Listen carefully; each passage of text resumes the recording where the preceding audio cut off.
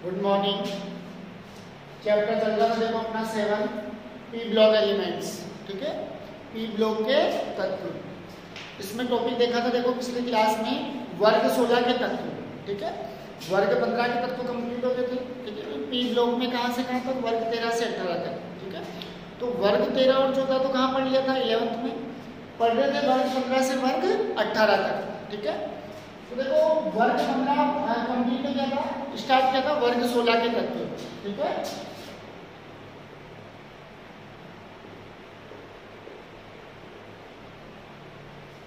अब वर्ग 16 के तत्व कौन कौन से हैं, उनका इलेक्ट्रॉनिक विन्यास क्या होगा? ठीक है, उनके भौतिक गुण क्या होंगे, रासायनिक गुण क्या होंगे, यह सारी चीजें पिछली क्लास में क्लियर होती थी। देखो यौगिक स्टार्ट किए थे, एक तो पढ़ा था देखो डाइऑक्सीजन। ठीक है, बनाने की विधि क्या थी, भौतिक गुण क्या है, रासायनिक गुण क्या है। फिर बात करें ऑक्साइड। ठीक है, मान लीजिए ऑक्सीजन किसी अन्य तत्व के साथ संयोग कर रही है। ठीक है, ऑक्सीजन का किसी अन्य तत्व के साथ द्विअंगी यौगिक बनना। ठीक है, तो जो द्विअंगी यौगिक बनेगा वह द्विअंगी यौगिक क्या कहलाएगा? ऑक्साइड। तो ऑक्सीजन जब किसी तत्व के साथ, ठीक है, जुड़कर द्विअंगी यौगिक का निर्माण करती है तो वह द्विअंगी यौगिक क्या कहलाता है? ऑक्साइड कहलाता है। ठीक है, ऑक्सीजन की बात करें, अब देखो ऑक्साइड की बात करेंगे तो ऑक्साइड 3 प्रकार के, एक तो सामान्य ऑक्साइड, एक अम्लीय ऑक्साइड और एक उभयधर्मी ऑक्साइड। ठीक है, एक तो सामान्य ऑक्साइड, ठीक है, एक अम्लीय ऑक्साइड,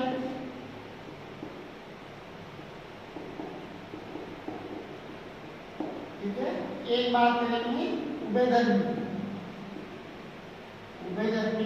ऑक्साइड।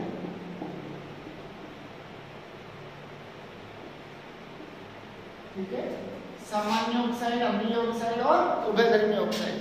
ठीक है, तो देखो सामान्य ऑक्साइड की बात करें, ठीक है, तो ऑक्सीजन किसी अन्य तत्व के साथ संयोग करके द्विअंगी यौगिक बना रही है, क्या कहला रहे हैं? ऑक्साइड कहला रहे हैं। फिर सामान्य की बात करते हैं। ठीक है, तो क्या कहेंगे देखो कि ऑक्सीजन आवर्त सारणी में ओरम और प्लेटिनम को छोड़कर, यानी Au और Pt, ठीक है, सोना और प्लेटिनम इन दोनों को छोड़ दिया जाए, इन दोनों के अलावा सभी तत्वों से, लगभग सभी तत्वों से क्रिया करके क्या बनाती है? ऑक्साइड बनाती है। कौन से? ठीक है, फिर बात करेंगे अम्लीय ऑक्साइड की, तो वह ऑक्साइड जो जल के साथ क्रिया करके किसका निर्माण करता है? अम्ल का। ठीक है, अम्लीय ऑक्साइड है तो प्रकृति कौन सी होगी? अम्लीय होगी, यानी वह ऑक्साइड जो जल के साथ क्रिया करके क्या उत्पन्न करे? अम्ल उत्पन्न करे, अम्ल देता है, क्या कहलाता है? अम्लीय ऑक्साइड। जैसे देखेंगे एग्जांपल CO2 है, CO2 की बात करें, CO2, SO2, ठीक है, और भी ऑक्साइड। CO2 की बात करें देखो CO2 + H2, तो ये कार्बन का जो ऑक्साइड है, ऑक्सीजन कार्बन तत्व के साथ संयोग कर रहे हैं, क्या बना लिया? ऑक्साइड। अब यदि ये ऑक्साइड जल के साथ संयोग करके किसका निर्माण कर दे? अम्ल का, तो कौन सा ऑक्साइड हो जाएगा? अम्लीय ऑक्साइड। तो बना रहा है देखो H2CO3, कार्बनिक अम्ल का निर्माण कर रहा है, यानी प्रकृति कैसी हो जाएगी? अम्लीय हो जाएगी। तो चाहे CO2 हो, SO2 हो, ठीक है, SO2 के साथ भी H2 क्रिया करके क्या बना लेगा? एसिड का निर्माण कर देगा। तो ये सारे कैसे कहेंगे? अम्लीय ऑक्साइड। ठीक है, फिर बात करें उभयधर्मी ऑक्साइड। ठीक है, उभयधर्मी ऑक्साइड यानी कुछ धात्विक ऑक्साइड अम्लीय एवं क्षारीय, यानी अम्ल क्षार दोनों प्रकार की प्रकृति दर्शाते हैं, यानी जो ऑक्साइड है उसकी प्रकृति अम्लीय भी हो सकती है और क्षारीय भी हो सकती है, दोनों प्रकार की प्रकृति दर्शाता है, व्यवहार दर्शाता है। तो वो ऑक्साइड कौन से होंगे? उभयधर्मी ऑक्साइड। ठीक है, तो क्या कहते हैं देखो कि कुछ धात्विक ऑक्साइड, ठीक है, अम्लीय एवं क्षारीय दोनों प्रकार का व्यवहार प्रदर्शित करते हैं, तो वो ऑक्साइड क्या कहलाते हैं? उभयधर्मी ऑक्साइड। ठीक है,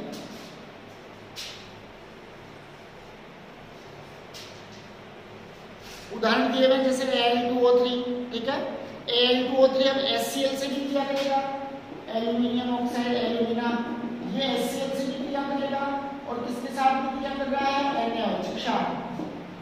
ठीक है, यानी अम्ल और क्षार, इसका भी चाहिए Bn + H2, इसका भी चाहिए Bn + H2। तो एल्यूमिनियम का जो ऑक्साइड है, वो अनुसार दोनों के साथ क्रिया कर रहा है, ठीक है, यानी दोनों के साथ व्यवहार प्रदर्शित कर रहा है, तो इसकी प्रकृति क्या हो जाएगी, उभयधर्मी प्रकृति, ठीक है। वो एल्यूमिनियम का क्या बन जाएगा, संकुल यौगिक, क्या बन जाएगा, संकुल यौगिक का निर्माण हो जाएगा, ठीक है। ये तो देखो 3 प्रकार के ऑक्साइड, सामान्य, अम्लीय और उभयधर्मी, इनकी प्रकृति के अनुसार, ठीक है। फिर बात करें देखो अगले ओजोन की, इसकी बात कर रहे हैं। ओजोन फॉर्मूला क्या हो जाएगा, O3, ठीक है। ओजोन के लिए क्या फॉर्मूला राइट करेंगे, O3, यानी ओजोन किसका अपर रूप है, ऑक्सीजन का अपर रूप है, ठीक है। तो ओजोन का निर्माण किससे हो रहा है, ऑक्सीजन से हो रहा है, यानी ओजोन क्या एक प्रकार से ऑक्सीजन का ही अपर रूप है। तो O3 ऑक्सीजन का अपर रूप है। यह उच्चतर वायुमंडल में, ठीक है, यानी ऊपरी परतों की जो वायुमंडल है, ठीक है, उसमें जो वायु उपस्थित है ऑक्सीजन, तो उच्चतर वायुमंडल में, ठीक है, भूतल से लगभग कितना किलोमीटर ऊपर, 20 किलोमीटर, भूतल से कितना ऊपर, 20 किलोमीटर लगभग, ठीक है। तो उच्चतर वायुमंडल में भूतल से लगभग 20 किलोमीटर ऊपर उपस्थित होकर क्या करती है, एक मोटा आवरण बनाती है, ठीक है। और यही आवरण हमारी किससे रक्षा करता है, पराबैंगनी किरणों से। जो सूर्य की पराबैंगनी किरणें, हानिकारक किरणें होती है, उनसे हमारी रक्षा कौन कर रहा है, ओजोन कर रहा है। भूतल से लगभग कितना किलोमीटर ऊपर, 20 किलोमीटर। किससे निर्मित होगा, ऑक्सीजन से, यानी क्या है, एक प्रकार से ऑक्सीजन का अपर रूप है, ठीक है। तो उच्चतर वायुमंडल में ऑक्सीजन पराबैंगनी किरणों के संपर्क में आकर, ठीक है, या पराबैंगनी जो क्षेत्र होगा उसमें किसका निर्माण करती है, ओजोन का निर्माण करती है, ठीक है, यानी ऑक्सीजन की, ठीक है। ऑक्सीजन किससे क्रिया करेगी, पराबैंगनी प्रकाश से, ऑक्सीजन किससे क्रिया करती है, पराबैंगनी प्रकाश से, ठीक है। किसका निर्माण कर देगी, O3 का, 2O3 3O, यानी ऑक्सीजन की पराबैंगनी प्रकाश की उपस्थिति में किसका निर्माण कर रही है, O3 का, ओजोन का निर्माण कर रही है, ठीक है। फिर दिया हुआ देखो और बनाने की विधियों की बात करें, विरचन की, ठीक है, ठीक है। ऑक्सीजन के और विरचन की बात करें बनाने की विधि की, तो शुष्क ऑक्सीजन की मंद धारा का वैद्युत विसर्जन किया जाए, ठीक है। वही ऑक्सीजन की वैद्युत विसर्जन किया जाए तो ऑक्सीजन किसमें चेंज हो जाएगी, O3 में, ठीक है। प्रक्रम कैसा होगा, BH कैसी होगी इस प्रक्रम की, पॉजिटिव, BH पॉजिटिव, यानी कौन सा प्रक्रम होगा, उष्मा शोषी प्रक्रम होगा, ठीक है। तो जब शुष्क व मंद धारा का वैद्युत विसर्जन किया जाए तो किसका निर्माण होगा, ओजोन का। कितने प्रतिशत प्राप्त हो सकती है, लगभग 10%, 10% प्राप्त होगी। और ये क्रिया कैसी होगी, उष्मा शोषी, BH कैसी होगी, इसमें पॉजिटिव होगी, ठीक है। तो ये एक उष्मा शोषी प्रक्रम होगा। यदि 10% से अधिक सांद्रता की ओजोन की आवश्यकता हो, ठीक है, तो ओजोन इत्रों की बैटरी का प्रयोग किया जाएगा, क्योंकि इससे तो कितनी प्राप्त होगी, केवल 10 डिग्री, 10%, 10% प्राप्त होगी, 10% से ज्यादा की आवश्यकता है, ठीक है। फिर बात करते हैं शुद्ध ओजोन को एक द्रव ऑक्सीजन से घिरे पात्र में संघनित किया जा सकता है, ठीक है, क्योंकि द्रव ऑक्सीजन का क्वथनांक कितना होता है, 385 केल्विन, कितना होगा, 385 केल्विन होगा। भौतिक गुण की बात करें तो ओजोन हल्की पीली नीली गैस होती है, जो द्रवित अवस्था में नीली तथा ठोस अवस्था में कैसी हो जाएगी, बैंगनी काली। गैस अवस्था में, द्रव अवस्था में और ठोस अवस्था में, तीनों में रंग में क्या होगा, परिवर्तन होगा, ठीक है। गैस अवस्था में है तो पीली नीली, द्रव अवस्था में है तो नीली, और यदि ठोस अवस्था में बात करें तो ओजोन का रंग कैसा होगा, बैंगनी काला। ओजोन में अभिलाक्षणी गंध होती है, ठीक है। यदि सांद्रता 100 भाग ppm से देखेंगे पार्ट्स पर मिलियन, ठीक है, से अधिक बढ़ जाए तो श्वास लेने में क्या होती है, असुविधा। यदि ओजोन की सांद्रता 100 ppm से अधिक हो जाए तो श्वसन में दिक्कत आएगी, ठीक है, जिससे सिर दर्द या मितली जैसे रोग हो सकते हैं। फिर बात करें ओजोन वायु से भारी होती है, ठीक है, इसका वाष्प घनत्व कितना होता है, 24 होता है, जबकि वायु का कितना होता है, 14.4, 14.4, ठीक है। फिर दे रखा देखो जल में कैसी है, अल्प विलय है। अब जल में अल्प विलय है यानी कार्बनिक विलायकों में क्या होगी, पूर्ण रूप से विलय होगी, ठीक है। ओजोन एक प्रबल ऑक्सीकारक है, ठीक है, ओजोन क्या है, एक प्रबल ऑक्सीकारक है, यानी दूसरे पदार्थ का तो क्या करेगी, ऑक्सीकरण करेगी, लेकिन स्वयं का क्या कर देगी, अपचयन, ठीक है। देखो O3 है, O3 का वियोजन होगा, ठीक है, इसमें टूटेगी O2 प्लस O। अब ये जो नवजात ऑक्सीजन है, नवजात ऑक्सीजन है, ठीक है, ये किसका कार्य करेगी? देखो विरंजन का कार्य कर सकती है। क्या कर देगी? दूसरे पदार्थ का ऑक्सीकरण कर देगी, ठीक है। तो यानी ओजोन का स्वयं का क्या हो रहा है? अपचयन। अब ओजोन दूसरे पदार्थों का क्या करेगी? ऑक्सीकरण। किसके द्वारा? नवजात ऑक्सीजन के द्वारा। और नवजात ऑक्सीजन क्या कर सकती है? विरंजन भी कर सकती है और ऑक्सीकरण भी कर सकती है, ठीक है। तो ओजोन क्या है? एक प्रबल ऑक्सीकारक है। किसमें टूटेगी? O2 प्लस O, नवजात ऑक्सीजन, ठीक है। फिर तेरह देखो, ओजोन लेड सल्फाइड को लेड सल्फेट में, ठीक है, PbS का, ठीक है, कौन क्रिया कर रहा है? ओजोन, ठीक है। तो ओजोन लेड सल्फाइड को, PbS को किसमें चेंज कर देगी? PbSO को लेड सल्फेट में, ठीक है। लेड सल्फाइड का, इस लेड सल्फाइड को किसमें चेंज कर दिया? लेड सल्फेट में। किसमें चेंज कर दिया? लेड सल्फेट में, ठीक है। साथ में क्या मिक्स करेगी? वही O2। ओजोन किसमें टूट रही थी? O2 प्लस O, ठीक है। तो एक तो ओजोन प्राप्त, ऑक्सीजन प्राप्त हो जाएगी, और क्या प्राप्त हो जाएगा? Lead sulphate. सल्फाइड को किसने चेंज कर दिया? सल्फेट, ठीक है।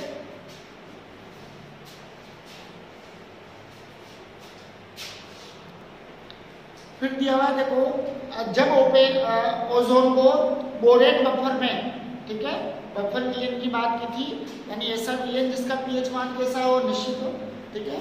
दूसरे विलयन का भी पीएच मान कैसा रखे? वो स्थिर रखे।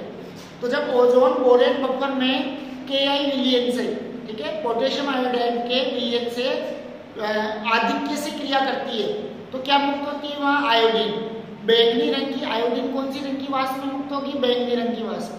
तो जब ओजोन बोरेट बफर में पोटेशियम आयोडाइड के आधिक्य से क्रिया करेगी, तो कौन सी गैस मुक्त करेगी? ओजोन गैस, ठीक है, जिसका मानक NaNCS, ठीक है, विलयन के साथ अनुमापन करने में किया जाएगा, ठीक है।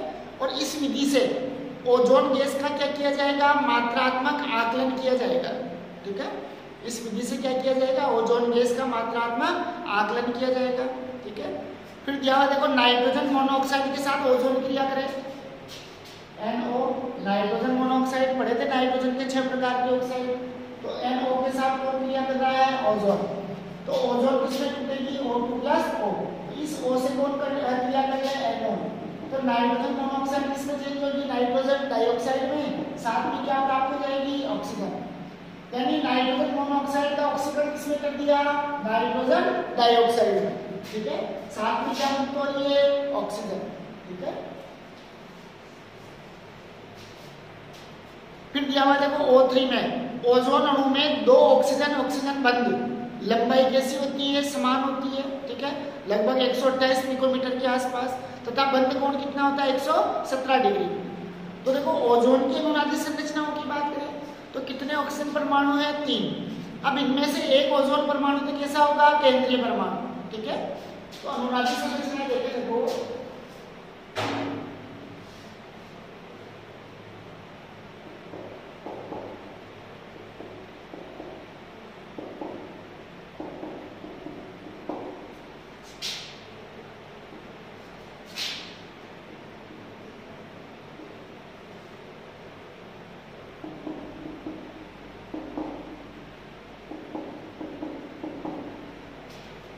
इस ऑक्सीजन के पास देखो कितने लोन पेयर उपस्थित हैं? 2 लोन पेयर, यानी 4 इलेक्ट्रॉन है। 2 इलेक्ट्रॉन कहाँ काम आ गए? बंध बनाने में। 6 इलेक्ट्रॉन। भाई ऑक्सीजन के बाह्यतम कोश में कितने इलेक्ट्रॉन होते हैं? 6 इलेक्ट्रॉन। तो 2 2 4, यानी 4 इलेक्ट्रॉन तो लोन पेयर के रूप में, 2 लोन पेयर उपस्थित है। 2 इलेक्ट्रॉन किसमें काम आ गए? बंध बनाने में, बॉन्ड पेयर के रूप में। केंद्रीय परमाणु की बात करें तो कितना लोन पेयर है? केवल 1, यानी 2 इलेक्ट्रॉन, ये तीसरा चौथा। इस ऑक्सीजन के साथ 4 इलेक्ट्रॉन, इस ऑक्सीजन के साथ जो दोनों इलेक्ट्रॉन बंध बना रहे हैं, ये किसके इलेक्ट्रॉन है? केंद्रीय ऑक्सीजन के, केंद्रीय परमाणु के। तो देखो 1 2 3 4 5 और 6, यानी इस ऑक्सीजन के 6 इलेक्ट्रॉन किसके रूप में है? लोन पेयर के रूप में। यानी कितने लोन पेयर हो जाएंगे? 3 लोन पेयर। यानी इस ऑक्सीजन के जो 6 इलेक्ट्रॉन है बाह्यतम कोश के, वो बंध बनाने में भाग नहीं ले रहे, ठीक है। इस बंध के दोनों इलेक्ट्रॉन कौन दे रहा है? ऑक्सीजन, केंद्रीय परमाणु। तो इसके पास 2 लोन पेयर, इसके पास 1 लोन पेयर, इसके पास कितने लोन पेयर? 3 lone pair. इधर बात करें तो वही इस ऑप्शन के पास कितने लोन पेयर है? सिंगल बॉन्ड वाली के पास 6 लोन पेयर, 3 लोन पेयर यानी 6 इलेक्ट्रॉन है मुक्त है। केंद्रीय परमाणु के पास वही 1 लोन पेयर, और इस डबल बॉन्ड वाले ऑप्शन के साथ कितने लोन पेयर है? 2 लोन पेयर। तो ओजोन की अनुनादी संरचनाएं कितनी? 2 पूछ सकते हैं, चाहे ओजोन की पूछ ले या SO2 पढ़ेंगे आगे सल्फर डाइऑक्साइड, ठीक है। तो जिस प्रकार ओजोन की अनुनादी संरचनाएं बन रही है उसी प्रकार SO2 की बनेगी, दोनों की लगभग सेम रहेगी, ठीक है। केंद्रीय परमाणु कौन आ जाएगा? सल्फर सल्फर, ठीक है। बना लेंगे भी ओजोन की अनुनादी संरचनाएं, ठीक है। उपयोग दिए हुए देखो, कीटाणुनाशी होती है, जल को रोगाणु रहित करती है, ठीक है। इसका उपयोग तेल, हाथी दांत, आटे, स्टार्च आदि को विरंजित करने में बताया था मैंने, पहले बात की थी कि ओजोन किसमें टूट रही है? O2+O। तो ये जो नवजात ऑक्सीजन है ये दूसरे पदार्थों का ऑक्सीकरण भी करेगी और उनको क्या करेगी? विरंजित, यानी रंगीन पदार्थ है उसके साथ ये नवजात ऑक्सीजन जुड़ के उसको किसमें चेंज कर देगी? रंगहीन पदार्थ में, ठीक है।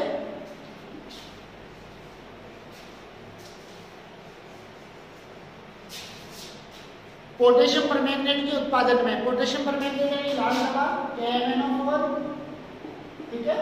पोटेशियम परमैंगनेट के उत्पादन में किसके रूप में कार्य करती है? ऑक्सीकारक। भाई ओजोन क्या है? प्रबल ऑक्सीकारक है, नवजात ऑक्सीजन मुक्त करेगी, दूसरे पदार्थों का क्या कर देगी? ऑक्सीकरण। तो KMnO4 के उत्पादन में किसका कार्य करेगी? ऑक्सीकारक का, ठीक है। ये तो किसकी बात की? देखो ओजोन की। फिर बात करें देखो नेक्स्ट टॉपिक सल्फर के अपर रूप, सल्फर के अपर रूप,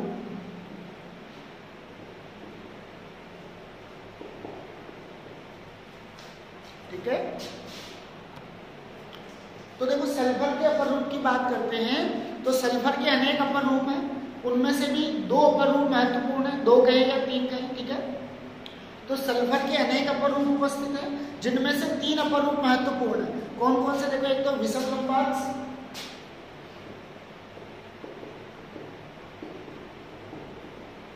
विषम लंबाक्ष सल्फर, एक एकंताक्ष सल्फर,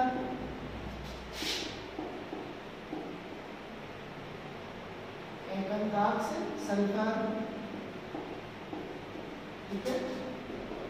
इसे अल्फा सल्फर भी कह सकते हैं, इसे बीटा, ठीक है। एक बात करेंगे प्लास्टिक,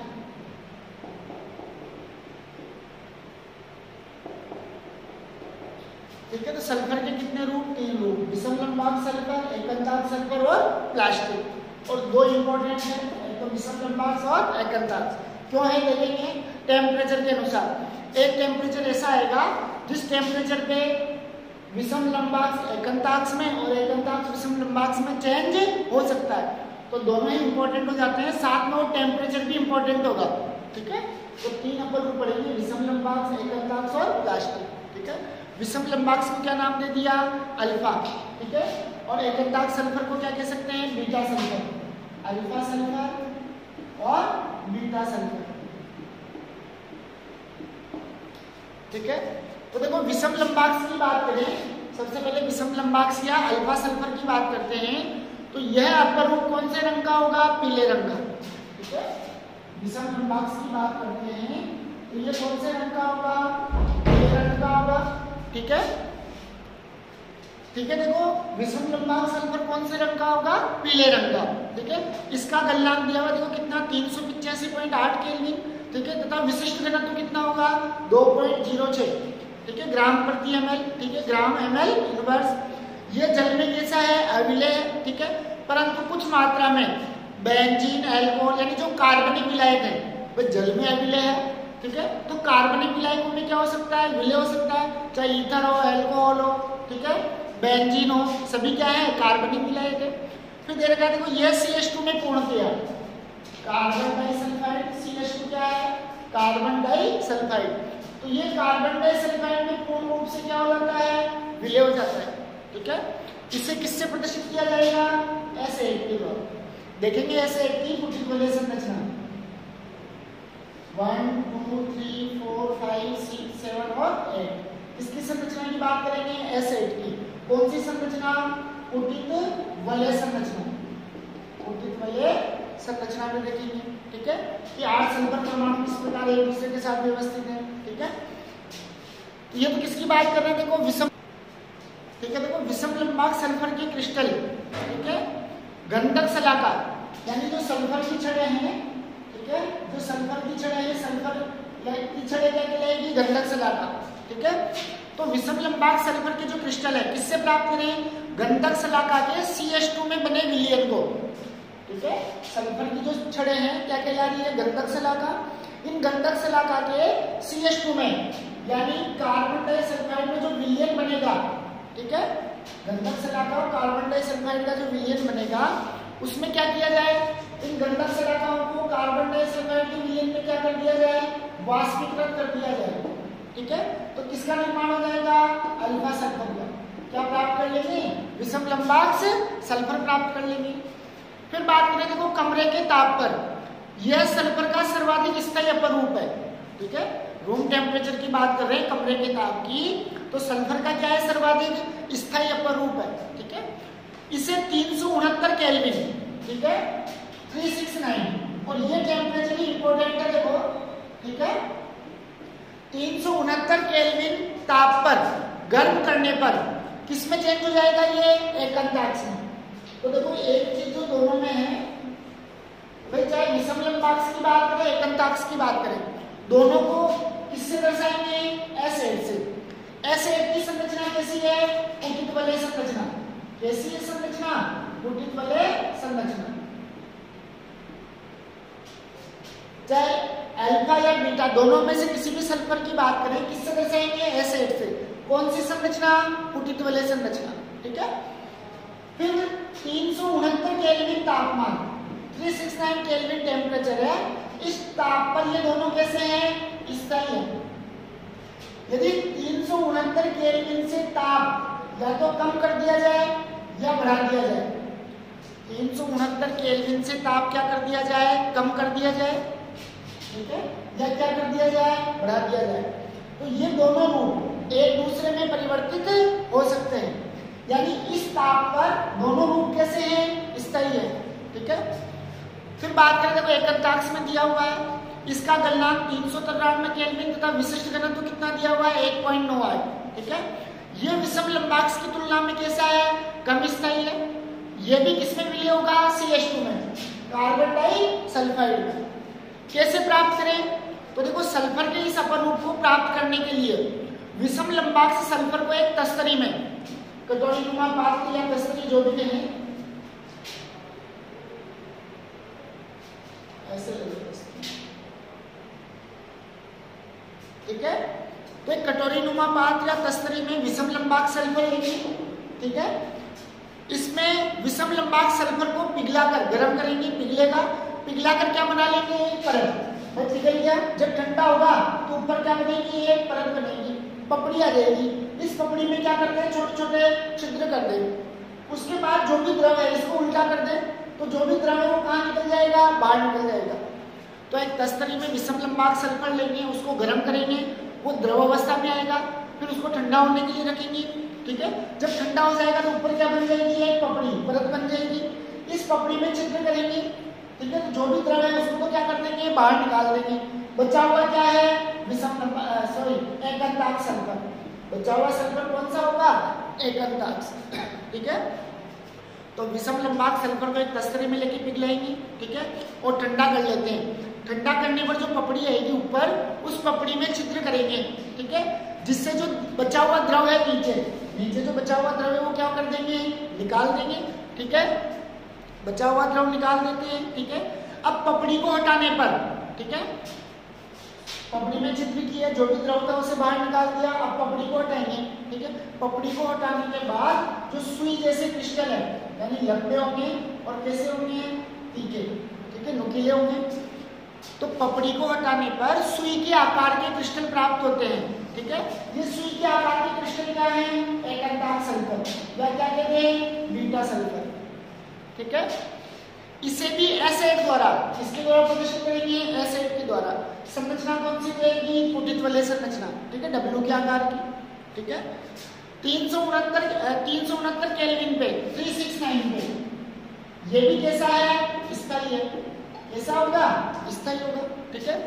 यदि 369 केल्विन से कम ताप कर दिया जाए, 369 केल्विन 369 केल्विन से टेम्परेचर को कम कर दें, तो ये जो बीटा रूप है ये किसमें चेंज हो जाएगा? अल्फा में। ठीक है। और यदि 369 केल्विन से टेम्परेचर को बढ़ा दिया जाए, ठीक है, तो अल्फा वापस किसमें चेंज हो जाएगा? बीटा में। ये ध्यान रखना भाई। तो 369 केल्विन से कम ताप पर ये स्वतः ही किसमें चेंज हो जाता है? विषम लंबाक्ष में, अल्फा सल्फर में। ठीक है। इसलिए इस तापमान को क्या कह देते हैं? संक्रमण ताप। ठीक है। क्या कह देते हैं? संक्रमण ताप कह देते हैं। ठीक है। दोनों ही आकार में कौन सी संरचना बनाएंगे? कुटित वलय, चाहे अल्फा की बात करो या बीटा की बात करो। ठीक है। कितने परमाणु जुड़े रहेंगे सल्फर के? 8 परमाणु। 1 2 3 4 5 6 7 और 8 परमाणु जुड़े रहेंगे। ठीक है। फिर तीसरे परमाणु की बात करें तो प्लास्टिक की। तो देखो पिघली हुई सल्फर को पिघलाएंगे, तो जो पिघली हुई सल्फर है जब ठंडे जल में उड़ेलते हैं, उस पिघली हुई गर्म जो सल्फर है उसको किसमें डालेंगे? ठंडे जल में। तो रबड़ जैसी मुलायम सल्फर प्राप्त होती है। और रबड़ क्या एक प्रकार का प्लास्टिक है, बहुलक है। ठीक है। तो रबड़ जैसी मुलायम सल्फर प्राप्त होती है, जिसे क्या कहते हैं? Plastic sulphur. क्या कहलाएगी ये? Plastic sulphur. गर्म सल्फर को किसमें डाल दिया? ठंडे जल में। ठीक है। तो सल्फर किसके रूप में चेंज हो जाएगी? रबर मुलायम की तरह। क्या कहलाएगी? Plastic sulphur. ठीक है। प्रारंभ में तो कैसी होती है? नर्म और प्रत्यास्थ, यानी नर्म है, मुलायम है, आसानी से खींच सकते हैं। ठीक है। जैसे जैसे ये ठंडी होती जाएगी वैसे वैसे कैसी हो जाएगी? कठोर हो जाएगी। और कठोर होके किसमें चेंज हो जाएगी? विषम लंबाक्ष सल्फर। इसमें चेंज हो जाएगी विषम लंबाक्ष सल्फर। प्लास्टिक सल्फर को किसके द्वारा दर्शाएंगे? S6।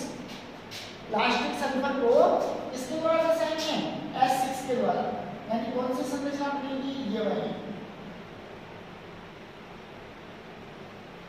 1 2 3 4 5 और 6 कुर्सी रूप की तरह। ठीक है।